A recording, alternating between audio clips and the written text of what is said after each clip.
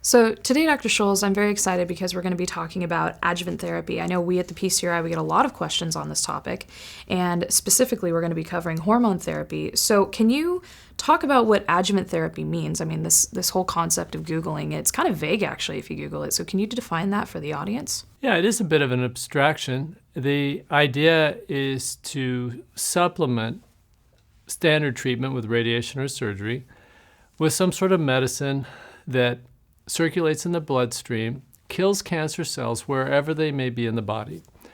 Adjuvant means that you're giving medicines to circulate through the body even though no scans prove that cancer is out in the body somewhere. I know that sounds a little confusing too. The idea is that it is possible to have small specks of metastatic cancer, micrometastasis, and there is no technology to determine if they're present or absent. We can only guess as based on how high the PSA is, what the Gleason score is, and when those numbers are worrisome, high PSAs and high Gleason scores, we know that there's a greater likelihood of microscopic specks, and those microscopic specks are susceptible to treatment.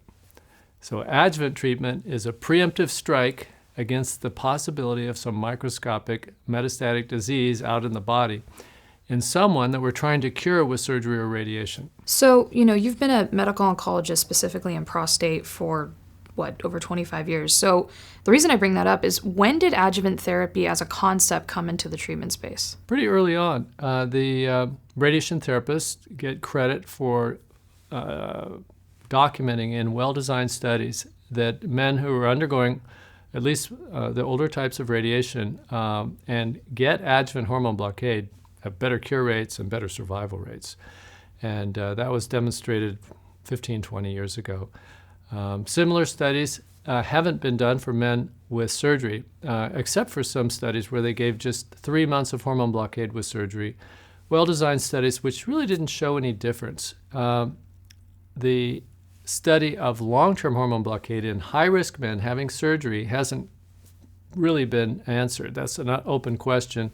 Tanya Dorff at the City of Hope did one study looking retrospectively at a large group of people, and it seemed like there was a big advantage, as you would expect, for high-risk men who undergo surgery and get hormone blockade as well. When doctors are giving this therapy, is it different from what they're trying to accomplish with surgery or radiation, or it's just the same thing across the board? Well, the surgery and radiation effect generally is limited to just the prostate or to a limited degree to the surrounding lymph nodes. But the microscopic metastasis can spread to the bones, to other lymph nodes in the stomach and the chest. And of course, surgery and radiation would have no impact at all on those people. So how does it differ from standard hormone therapy? Well, there are different forms of hormone therapy, but the actual delivery of the treatment, it doesn't have to be different in any way whatsoever. Could simply be Lupron or Lupron plus a second-generation hormone treatment. And the word adjuvant actually extends beyond hormone therapy. So adjuvant chemotherapy is standard in breast and lung cancer. And there are vague and not very convincing studies that even adjuvant chemotherapy has a role in certain individuals with prostate cancer. When it comes to the whole timeline, when people are researching adjuvant therapy or their doctor tells them, they hear the concept of like neo-adjuvant, adjuvant, and then salvage comes up when you Google it as well. Can you explain the differences in the timeline? Yeah, so salvage, of course, means something different than adjuvant. That means that someone had surgery or radiation, the cancer's coming back, and now we're instituting more treatment. Neo simply means that the hormone treatment is started before the surgery or radiation, neo-adjuvant.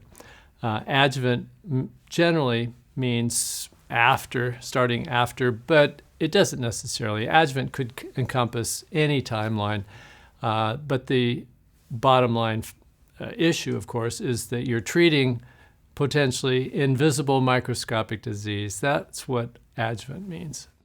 Okay.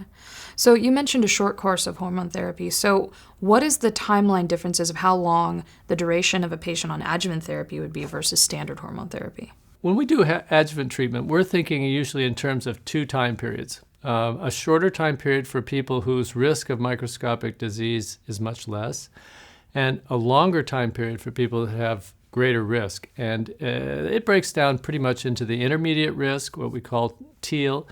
Those men are typically administered 4 to 6 months of Lupron, Casodex, sometimes a second-generation hormonal therapy. And then the high-risk patients, what we call Azure, those men are given from 12 to 18 months of hormone blockade. Due to the shorter time frame, are the side effects lessened in any way, or is it the standard as regular hormone therapy? It's lessened quite a bit. The side effects are similar, but for the treatment period to go on for such a long period, there's a wearing down effect that is very notable in men that stay on it for longer than 4 to 6 months. Most men tolerate 4 to 6 months pretty well. 12 to 18 months is a pretty big deal. Thank you for watching. If you would like more information, you can visit our website, PCRI.org. Also, subscribe to our YouTube channel. We come out with new prostate cancer videos every week.